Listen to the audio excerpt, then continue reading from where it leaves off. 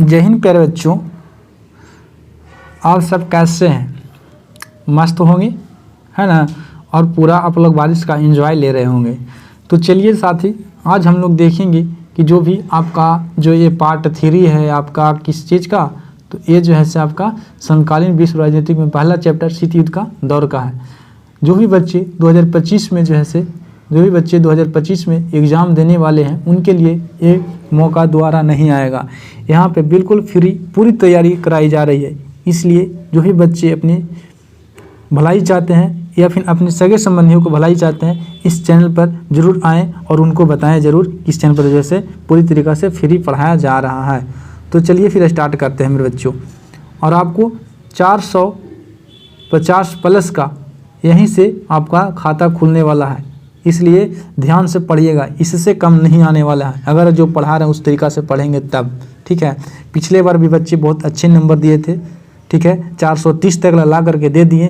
आप ज़रूर दीजिएगा 450, ये मेरे यकीन के साथ बोल रहा हूँ, क्योंकि जिस तरीक़ा से हम कंटेंट प्रोवाइड कर रहे हैं बच्चे, उससे ज़्यादा आप बिहार बोर्ड में पूछ नहीं सकता, इसलिए ध्यान से पढ़िए। तो यहाँ तक हम लोग देख रहे थे कि छोटे देश महाशक्तियों के साथ गठबंधन में क्यों शामिल हो रहे थे, यहाँ तक देख लिए थे। अगर नहीं देखे हैं तो जा करके पार्ट 1 और पार्ट 2 जरूर देखें। अब चलते हैं कि शीत युद्ध की परिघटनाओं 1945 से जैसे 1991 तक विभिन्न परिघटनाओं हुआ था, उसमें कि जैसे देखिए क्या क्या घटना हुआ था। तो देखिए बर्लिन की नाकेबंदी 1948 में हो गया था। तो पूछता है कि बर्लिन की जैसे दीवार की नाकेबंदी कब हुआ था, तो ये जैसे 1948 में हो गया था। कब? 1948 में। 1950 में कोरिया संगठन, ये कुछ खास नहीं है, जो खास है हम उसी को बता रहे हैं। तो इतना सारे लिस्ट याद करने की ज़रूरत नहीं है, जो इम्पॉर्टेंट है वो आपके लिए बता देते हैं। ऐसे याद करने के लिए आप NCERT में जाकर के देख सकते हैं या फिर यहीं पे आप स्क्रीनशॉट ले लीजिए। तो पहला जो है से पूछेगा कि बर्लिन की नाकेबंदी कब की गया था, तो ये जो है से 1948 में, ये आपके लिए इम्पॉर्टेंट हो जाता है। उसके बाद जो है से 1961 में बर्लिन की दीवार बनाया गया था। 1961 में जैसे बर्लिन की दीवार बनाया गया था। ये बहुतों बार, कम से कम तो 10 बार प्लस पूछा गया क्वेश्चन है, इसलिए इसको जो है से आप VVI मानिए, ठीक है, VVI मान लीजिए। उसके बाद है क्यूबा मिसाइल संकट 1962 में, ये तो बहुत अच्छी तरीक़ा से पढ़ाए हैं, ये सब जो है से आपको याद रखना है। उसके बाद पूछ लेता है कि एकीकरण, जर्मनी का एकीकरण कब हुआ था, तो 1990 में हुआ था, ये पूछ लेता है। उसके बाद पूछता है सोवियत संघ के विघटन के बारे में पूछ लेता है, ये जो है से कब हुआ था, तो ये अक्टूबर में हुआ था, अक्टूबर में हुआ था 1990 में। यही आपके लिए 4-5 जो है से महत्वपूर्ण हो जाते हैं। तो कहिएगा कि सर सब याद करने की ज़रूरत है, नहीं। आप सबसे पहले बर्लिन की नाकेबंदी 1948 में, बर्लिन की दीवार 1900 कितना बना था, तो 1961 में बना था, ठीक है। क्यूबा मिसाइल संकट 1962 में, जर्मनी के एकीकरण 1990 में और सोवियत संघ का विघटन 1991 में। यही 5 फैक्ट हैं जो आपको 6 फैक्ट याद रखना है, इसके बाद आपको याद नहीं रखना है, ठीक है। अब चलते हैं 2 ध्रुवीय विश्व का आरंभ। 2 ध्रुवीय विश्व का आरंभ कैसे हुआ, तो दूसरे विश्व युद्ध के बाद दुनिया 2 गुटों में बट गया। 2 ध्रुवीय विश्व का आरंभ जो है से कैसे हो गया, तो देखिए दूसरा विश्व युद्ध जैसे ही खत्म हुआ 1945 में, उसके बाद जैसे दुनिया 2 खेमे में बट गया। पहला दुनिया कौन था, तो पूंजीवादी देश। पहला दुनिया पूंजीवादी देश था। कौन था मेरे साथी, पूंजीवादी देश। इसका अगुवाई क्या कर रहा था, तो अमेरिका कर रहा था। इसका अगुवाई जो था से अमेरिका कर रहा था। देखिए इसका अगुवाई अमेरिका कर रहा था। पश्चिम यूरोप के देशों में अमेरिका का पक्ष लिया। देखिए दुनिया 2 खेमे में बट गया, पूर्वी खेमा और पश्चिमी खेमा, ठीक है। पहली दुनिया में जैसे पूंजीवादी देश आ रहे थे, उसका अगुवाई अमेरिका कर रहा था पूर्वी खेमा पश्चिमी खेमा की ओर से, ठीक है। इन्हीं देशों के समूहों को पश्चिम गठ भी कहा जाता है। इसमें जो है कौन कौन था, तो ब्रिटेन था, नॉर्वे था, फ्रांस था, स्पेन था, इटली था, बेल्जियम था और पश्चिम जर्मनी था। जर्मनी को 2 भागों में बांटा गया था। और बर्लिन की जो दीवार बनाए गए थे बाबू 1961 ईस्वी में, वो कहाँ पे, तो जर्मनी में ही बनाया गया था। जर्मनी की एने वाला पश्चिम जर्मनी और एने वाला पूर्व जर्मनी के नाम से जाना गया था। पूर्व जर्मनी का नेतृत्व USSR और पश्चिम के अमेरिका कर रहा था। अब दूसरी दुनिया में कौन आता है, तो दूसरी दुनिया में समाजवादी देश आते हैं। और समाजवादी का जो ऐसे नेतृत्व कौन कर रहा था, तो USSR कर रहा था, यानी कि सोवियत संघ कर रहा था, सोवियत संघ कर रहा था, ठीक है। पूर्वी यूरोप के देशों में सोवियत संघ का पक्ष लिया, यानी कि पूर्व के देशों जो भी थे सोवियत संघ का समर्थन किया। इन देशों के समूह को पूर्वी गठबंधन कहा जाता है। पूछेगा पूर्वी गठबंधन कौन थे, तो सोवियत संघ वाले थे। इसमें जो था से कौन था, तो पोलैंड था, पोलैंड, हंगरी, बुल्गारिया, रोमानिया और पूर्वी जर्मनी था। यानी कि लगभग 15 देश इसमें जो है शामिल थे, है ना, ये भी बात याद रखिएगा। उसके बाद जो है से अवरोध क्या चीज़ होता है, अवरोध के बारे में देखते हैं। जब दोनों पक्ष बहुत ताकतवर हो, जब दोनों पक्ष बहुत ताकतवर हो और एक दूसरे को बहुत नुकसान पहुंचा सकते हैं, पर दोनों पक्ष में कोई युद्ध खतरा मोल लेना नहीं चाहता। कोई मोल ले चाहेगा जी, दोनों ताकतवर है, ये मारेगा एक फाइट, तो गांधी जी थोड़ा कि इधर मारेगा तो इधर मार लो, ऐसा नहीं होता। तो उसी को जो है से अवरोध कहा जाता है। अवरोध कहते हैं कि जो महाशक्ति है जैसे दोनों ताकतवर हो और युद्ध लगता है कि हो कर रहेगा लेकिन होता नहीं है, उसी को अवरोध कहते हैं। अब गुटनिरपेक्ष शब्द यहीं से जन्म लिया, यहीं से जैसे गुटनिरपेक्ष का पैदा हो गया था। तो देखिए गुटनिरपेक्ष क्या चीज़ है, ये बहुत ज़्यादा इंपॉर्टेंट है खास करके इंडिया के लिए, क्योंकि भारत जो है से न तो पहली दुनिया में शामिल हुआ था न तो दूसरी दुनिया में, ये जो है अब तीसरी दुनिया का निर्माण कर रहे थे। इसमें जैसे गुटनिरपेक्ष आंदोलन शुरू किया था। सभी गुटों से अपने को अलग रखना ही गुटनिरपेक्ष कहलाता था। सभी गुट मतलब कि पहली दुनिया में कोई नहीं शामिल होना चाहता था दूसरा दुनिया में, क्यों, क्योंकि जैसे ये नए नए देश थे, नए नए आज़ाद हो रहे थे, इसीलिए जो है ये सोचते थे कि अपना जो है स्टैंडिंग मार्ग के तरह मध्य मार्ग में अपनाएं और एकदम महात्मा बुद्ध तरीके एकदम शांति स्वभाव का रहें, न तो इधर चचा न तो इधर मौसा, ठीक है, उस तरीक़ा से रहना चाहते थे। और इसका संस्थापक कौन कौन किए थे, गुटनिरपेक्ष का संस्थापक कौन कौन थे, तो जैसे इंडोनेशिया के सुकर्नो चचा थे, ठीक है, घाना के बामा थे, ठीक है, और मिस्र के नासिर थे। देखिए बड़का नाम आपको याद नहीं रखना है, छोटका छोटका याद रखना है, ठीक है। आपको इधर इंडोनेशिया के कौन थे, तो सुकर्नो थे, सुकर्नो यही चचाल थी। उसके बाद घाना के बामे याद रखना है, ठीक है, और मिस्र के नासिर याद रखना है।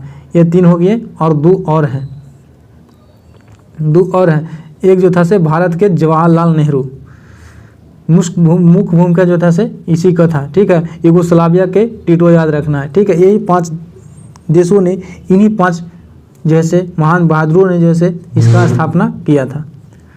उसके बाद देखते हैं कि गुटनिरपेक्ष जो है से क्या चीज़ है। तो गुटनिरपेक्ष आंदोलन महाशक्तियों के गुटों में शामिल न होने का आंदोलन था। गुटनिरपेक्ष वैसा आंदोलन था जिसमें जो है नहीं चाहता था कि हम न तो पहली दुनिया यानी कि अमेरिका में शामिल हो और न पूर्वी दुनिया जिसको में जैसे यूएसएसआर में शामिल हो। ये जो है खुद को न्यूट्रल रखना चाहते थे। क्या चाहिए मेरे साथी, तो ये जो है न्यूट्रल रखना चाहते थे, ठीक है। दोनों महाशक्तियों के बीच तनाव कम करने का काम किया और दोनों महाशक्तियों के बीच जो है तनाव करने के लिए कभी काल जो है मोमबत्ती लगाया करते थे, इसको कुछ और इसको कुछ और करके तनाव को कम किया करते थे, इन्होंने सहायता करते थे। तीसरा नंबर है कि नव स्वतंत्र देश के आज़ादी में मदद की और ये जैसे नए नए जो स्वतंत्र देश होते थे उनको आज़ादी में मदद करते थे, ठीक है। उद्देश्य इनका यह चीज़ था ना, मतलब कि पूछता है कि गुटनिरपेक्ष आंदोलन का उद्देश्य क्या चीज़ था। तो सबसे पहले दोनों शक्तियाँ आपस में जो है किसी दुनिया में शामिल नहीं होना चाहते थे, खुद को स्ट्रांगिंग मार्ग के तहत जैसे बीच में एकदम शांति कायम रखना चाहते थे। क्यों, क्योंकि नए नए आज़ाद हुए थे और अगर इस युद्ध में शामिल होते तो ऑलरेडी इनके पास आर्थिक कमजोरी था और ये जैसे भूखमंगी के कारण मर जाते। इसका उद्देश्य था विश्व को शांति की बात करते थे, हम जैसे शांति की बात करते हैं, सहयोग की बात करते हैं और एकता स्थापित करते हैं। ये कहते हैं कि हम विश्व में शांति रहेंगे, यानी कि हमन करेंगे सहयोग की भावना से और एकता की भावना स्थापित करना चाहते थे, ठीक है। उद्देश्य क्या चीज़ था, तो शीत युद्ध में राजनीति का त्याग करना, स्वतंत्र अंतर्राष्ट्रीय राजनीति का अनुसरण करना, ठीक है। शीत युद्ध की राजनीति का त्याग करना, ये कहते थे ना कि हम स्वतंत्र जो शीत युद्ध हो रहा है उसका राजनीति में हम कोई हस्तक्षेप नहीं करेंगे, लेकिन हाँ स्वतंत्र अंतर्राष्ट्रीय राजनीति का अनुसरण करेंगे, लेकिन हाँ अगर अंतर्राष्ट्रीय मामला में होगा तो हम उसका अनुसरण करेंगे, लेकिन हम शीत युद्ध में शामिल नहीं होंगे। यानी कि अमेरिका में न तो शामिल होंगे न तो यूएसएसआर में शामिल होंगे, लेकिन हाँ ये पूछता अंतर्राष्ट्रीय मामला में अगर होगा बाबू तो हम शामिल होंगे, इनका एक कहना था। सैन्य गठबंधन से पर्याप्त दूरी बनाए रहेंगे। जो भी जो है सैन्य गठबंधन मान के चलिए कि नाटो था, उन्हें था, बरसा था, उन्हें सेंटो था, सिंटो था, हम ये सब से मतलब नहीं रखेंगे, हम अपने आप को शांति चाहते हैं, मुझे शांति दो मिलावट, ये वाला बात था। साम्राज्यवाद और उपनिवेशवाद का विरोध करते थे, ये जो है साम्राज्यवाद और उपनिवेशवाद का विरोध करते थे, साम्राज्यवाद नहीं फैलाना चाहिए, रंग भेद की नीति के विरोध करते थे, विरुद्ध संघर्ष शुरू हुआ था। ठीक है, रंगभेद की नीति का विरोध सबसे पहले कहाँ, अमेरिका में देखने को मिला था, काला और गोरा के साथ। मानवाधिकार की रक्षा के लिए यथासंभव प्रयास करते थे, यही जो था इसका उद्देश्य था। अब गुटनिरपेक्ष आंदोलन की प्रासंगिकता। गुटनिरपेक्ष आंदोलन ने विश्व की शांति को संरक्षित करने का प्रयास में सक्रिय भूमिका निभाई। ठीक है, गुटनिरपेक्ष आंदोलन क्षेत्रीय अखंडता और संप्रभुता सिद्धांत का समर्थन किया।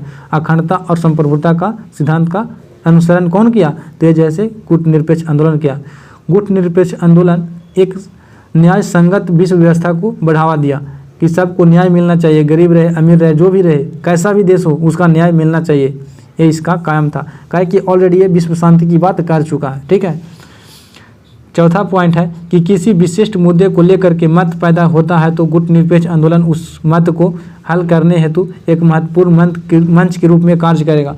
मान के चलिए कि कोई मुद्दा के लेकर के जैसे आपसी मतभेद हो गया तो उसके लिए जैसे ये मंच का काम करेगा, यानी पंचायत का भी काम किया करेगा। ठीक है, गुटनिरपेक्ष आंदोलन में कुल 120 विकसित देश शामिल हैं और इनमें लगभग सभी देश संयुक्त राष्ट्र के सदस्य हैं। तो पूछता है गुटनिरपेक्ष आंदोलन में लगभग 120 देश शामिल हैं। ठीक है, विकासशील देश शामिल है। ठीक है,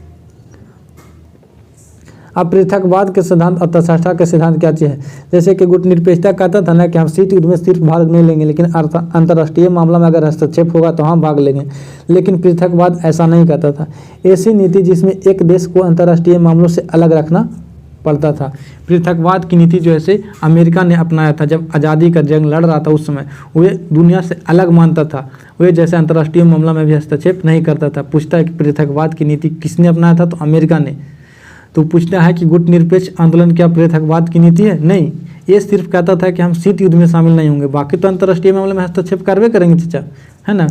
तटस्था क्या चीज़ था, ऐसी नीति से है जिसमें देश न तो युद्ध में शामिल होते हैं और न ही उसे समाप्त करवाने के लिए कोई कदम उठाता है।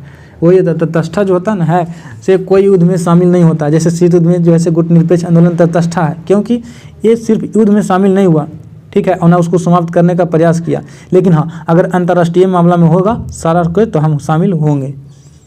तो गुटनिरपेक्ष आंदोलन पृथकवाद नहीं है, ये जो है आपका तटस्था का फॉलो करता है। गुटनिरपेक्ष और भारत, अब गुटनिरपेक्ष पर भारत के बीच कैसा संबंध रहा, तो स्वतंत्र विदेश नीति, ठीक है, दोनों महाशक्तियों का समर्थन था। अंतर्राष्ट्रीय स्तर पर पहचान मिली ना जी, का कि ये जैसे नेहरू साहब ने अपना आप को कायम किया। विकासशील देशों का सहयोग भी मिला। उसके बाद एक महाशक्तियों द्वारा विरोध किए जाने पर दूसरा महाशक्तियों का समर्थन मिला। मान के चलिए कि अमेरिका विरोध कर रहा था, यूएसए साहब जो है सपोर्ट कर रहा, ऐसा हुआ, ठीक है, भारत के साथ। और अंत में जो देखिएगा कि 1991 में 71 में जो है सोवियत संघ ने हमें खुलकर जो है सपोर्ट किया था। गुटनिरपेक्ष सम्मेलन, अब देखिए गुटनिरपेक्ष सम्मेलन जो है कहाँ पर हुआ था, तो प्रथम गुटनिरपेक्ष सम्मेलन पूछता है, एक कम से कम तो आपको हर साल देखने को मिल जाता है, तो याद रखिएगा। प्रथम गुटनिरपेक्ष जो है सम्मेलन जो हुआ था वो 1961 में बेलग्रेड में हुआ था। कहाँ, बेलग्रेड में, और इसमें 25 देश शामिल हुए थे। ये बहुत इंपॉर्टेंट क्वेश्चन है, इसको याद रखिएगा कि प्रथम गुटनिरपेक्ष आंदोलन जो है सम्मेलन जो है 1961 ईस्वी में बेलग्रेड में शामिल हुआ था। ठीक है, दूसरा जो है 14वां के बारे में पूछता है, तो 2006 में हुआ था। 2006 में हुआ था, कहाँ पे हुआ था मेरे साथी, तो क्यूबा हावना में हुआ था। 115 देश शामिल हुए थे। 115 देश नहीं याद रखिए वो चलेगा, लेकिन हाँ पूछता है कि क्यूबा हावना में जो है कब हुआ था, तो 2006 में हुआ था। और कैमा सम्मेलन था, तो 14वां था। 17वां में जो था 2016 में हुआ था, वेनेजुएला में हुआ था। और 125 सदस्य देश थे और 17 प्रक्षेपक थे। ठीक है, तो ये तीनों को आपको याद रखना है। ठीक है, बेलग्रेड में कब हुआ था, 1961 में हुआ था। ठीक है, वेनेजुएला में कब हुआ था, वेनेजुएला में 2016 में हुआ था। ठीक है, वेनेजुएला में 2016 में हुआ था। और क्यूबा हावना में कब हुआ था, तो 2006 में हुआ था। ठीक है, ये भी बात याद रखिएगा। अब उसके बाद जो है नव अंतर्राष्ट्रीय आर्थिक व्यवस्था 1972 ईस्वी में जो है 1972 में के व्यापार और विकास से संबंधित सम्मेलन द्वारा रिपोर्ट दिया गया था। ठीक है, सम्मेलन द्वारा। तो पूछ लेता है खाली कि यूएनओ का स्थापना कब हुआ था, तो 1972 में हुआ था। ठीक है, नव अंतर्राष्ट्रीय आर्थिक व्यवस्था के रूप में हुआ था 1972 में, ठीक है। अल्प विकसित देशों का अपने प्राकृतिक संसाधनों पर अधिकार था, ठीक है। अल्प विकसित देश जो थे उनका जो है अपने प्राकृतिक पर अधिकार देने के लिए ये बात करता था। यह देश अपने इन संस्थाओं का इस्तेमाल करके अपने तरीक़ा से कर सकते थे। ये कहता था ना कि जो भी गरीब बच्चे नहीं मेरे साथी, जो भी गरीब देश हैं वो अपने संसाधन पर जो है खुद को नियंत्रण कर सकते हैं, वो अपने तरीक़ा से इस्तेमाल कर सकते हैं, ये आज़ादी देता था, ठीक है। अल्प देश की बहुत पहुंच पश्चिम देशों के व्यापार तक होगी। यह देश अपना सामान पश्चिम देशों में बेच सकता था। मान के चलिए कि यहाँ वाला देश जो है कहाँ पे, पश्चिम में जा करके अपना सामान जो है बेच सकता था, ठीक है। पश्चिम देश से मंगाई जा रही टेक्नोलॉजी प्रौद्योगिकी लगाकर कम होगी। अल्प विकसित देश की भूमिका अंतर्राष्ट्रीय आर्थिक संगठनों में उसकी भूमिका बढ़ेगी। ये बात हुआ था, ठीक है। अब उसके बाद है गुट निरपेक्षता की नीति। गुट निरपेक्षता की नीति क्या चीज़ है? गुट निरपेक्षता की नीति का अर्थ है गुटों की राजनीतिक से दूरी रखना, दोनों गुटों के साथ मैत्रिक रखना। कहने का मतलब है मेरे बच्चे कि दो गुटों में राजनीतिक से दूरी रखना, ये पहला कारण था। दूसरा जो था दो गुटों के साथ मैत्रिक संबंध रखना, यानी कि तू भी हमारा भाई है, तू भी हमारा भाई है, ये भी गुट हमारा भाई है तो ये भी गुट हमारा भाई है, ठीक है। ये वाला बात कहता था, ठीक है। किसी के साथ भी सैनिक संधियां न करना और एक स्वतंत्र नीति का विकास करना, यही था कि आप जैसे राजनीतिक गुटों से दूर रखना है और वहाँ पे मैत्रिक संबंध स्थापित करना और कोई भी सैनिक में संधि नहीं करना। ये नहीं कि अमेरिका के साथ सैनिक कर लिए कि चचा हम तोरे साथ रहो, आगे चल के कोई करा नहीं चचा हम रहो सोवियत संघ के साथ, ऐसा नहीं है। गुट निरपेक्ष का नीति है कि हम सबसे अलग रहेंगे, ठीक है। भारत की गुट निरपेक्षता की नीति, अब भारत ने कैसे अपना इसको देखते हैं, कहा कि हम लोग भारत के निवासी हैं, इसलिए भारत के बारे में जानना बहुत ज़रूरी है ना। तो चलिए देखते हैं। गुट निरपेक्षता की नीति अपनाने वाला भारत पहला देश है। गुट निरपेक्षता की नीति को अपनाने वाला भारत पहला देश है। और कौन अपनाया था? तो जवाहरलाल नेहरू ने पहला इसका कदम उठाया था, ठीक है। गुटों की राजनीतिक से दूर रखने की नीति, शांति स्थापित करने और उससे मजबूत आधार देने की नीति, ठीक है। उपनिवेशवाद, समाजवाद, जाति विभेद और नव उपनिवेश का विरोध करता था, ठीक है। ये सारा का विरोध करता था। ये सब के बारे में तो साम्राज्यवाद, उपनिवेशवाद के बारे में पीछे बढ़ा दिए हैं, अगर नहीं देखें तो जाकर उसको जरूर देखिएगा, ठीक है। भारत संसार को तीसरा महायुद्ध से बचाना चाहता था। भारत चाहता था ना, इसलिए गुट निरपेक्ष आंदोलन अपनाया था ना, कि वो चाहता था कि तीसरा विश्व युद्ध न हो, इसलिए तो अपनाया था, ठीक है। गुट निरपेक्षता सभी देशों के मध्य मैत्रीपूर्ण संबंधों को प्रोत्साहन देती है।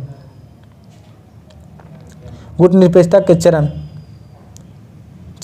अब गुट निरपेक्षता के चरण के बारे में देखते हैं। पहला चरण जो था मेरे साथी, वे 1946 से 1954 गुट निरपेक्षता की रूपरेखा प्रस्तुत किया गया था। 1946 से 1954 तक गुट निरपेक्षता की रूपरेखा प्रस्तुत किया गया था। दूसरा चरण था 54 से 62 तक भारत ने मैत्रिक संबंध रखने की नीति अपनाई थी, ठीक है।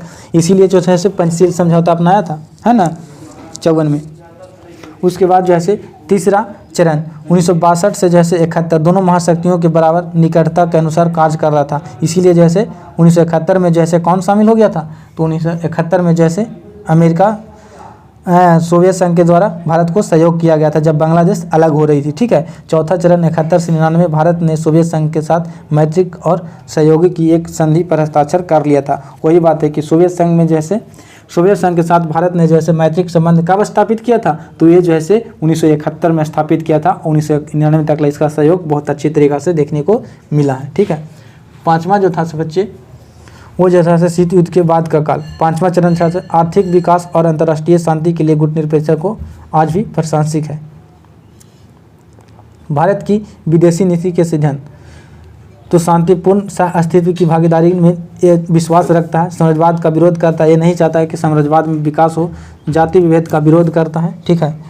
विदेशी आर्थिक सहायता करता है, विदेशी आर्थिक सहायता की बात करता है, संयुक्त राष्ट्र का समर्थन करता है और विवादों का शांतिपूर्ण समाधान करता है। एक चाहता है ना कि शांतिपूर्ण स्थापित रहे, जातिवाद नहीं हो, साम्राज्यवाद का विकास नहीं हो, ठीक है, और सारी का जो है शांतिपूर्ण तरीक़ा से ये निभाना चाहता है। उसके बाद है कुछ परमाणु संधि के बारे में देख लेते हैं, है ना। आज ही चैप्टर 1 खत्म हो जाएगा, 5 मिनट की क्लास बची है। उसके बाद है परमाणु संधियाँ। अब एलटीबीटी जो है 5 अगस्त 1963 को जो है बनाया गया था। कब? तो 5 अगस्त 1963 को बनाया गया था। इसका फुल फॉर्म क्या चाहिए होता है मेरे साथी?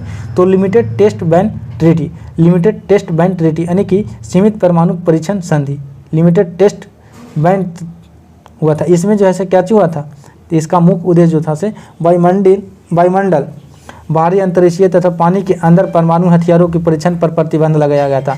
और ये जो लगवाया था बाबू वो अमेरिका ने लगवाया था, लेकिन अमेरिका खुद इसको से दूर रहना चाहता था। ये सिर्फ बैन लगाया था किसके लिए, तो भारत ऐसे देशों के लिए, लेकिन भारत मानने को ये बात को तैयार नहीं था। ठीक है, इस संधि पर अमेरिका, ब्रिटेन तथा सोवियत संघ ने मॉस्को में अगस्त 1963 में हस्ताक्षर किया। ठीक है, यह संधि अक्टूबर यानी कि यह संधि जो है से 10 अक्टूबर कब, तो 10 अक्टूबर 1963 को प्रभावी रूप से देखने को मिल गया। ठीक है, उसके बाद एनपीटी, एनपीटी का मतलब कुछ होता है